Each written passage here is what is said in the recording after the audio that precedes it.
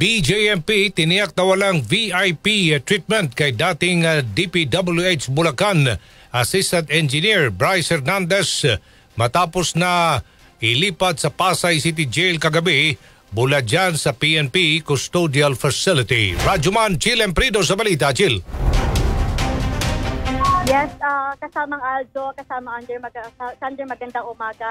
Tiniyak na ng Bureau of Jail Management and Penology o BJMP dito sa may Pasay City na walang magiging VIP treatment sa loob ng pilitan. Ito'y matapos ang paglilipat kay dating DPWH Bulacan Assistant District Engineer Bryce Hernandez sa Pasay City Jail mula nga sa PNP Custodial Facility bago mag-alas 9 kagabi. Ayon kay BJMP spokesperson Jarek Bustenera, kasama ni dating DPWH District Engineer Hernandez ang 70 pang mga bagong nakapiit sa nasabing warden facility. Tiniyak rin ng BJMP ang seguridad ni Hernandez sa Pasay City Jail kasunod nga ng paglipat nito dahil nga sa seguridad naman sa Senado. Sinabi ni Bustenera na lahat naman ng mga nasa piitan ay sinisiguro nila ang kaligtasan, ngunit dahil ikinukonsidera bilang high-profile PDL si Hernandez ay mayroon itong special watch order. Sa ngayon, nagdeklara na ng red alert effective today ang buong warden at lahat ng personnel 100% ay kailangang mag-report.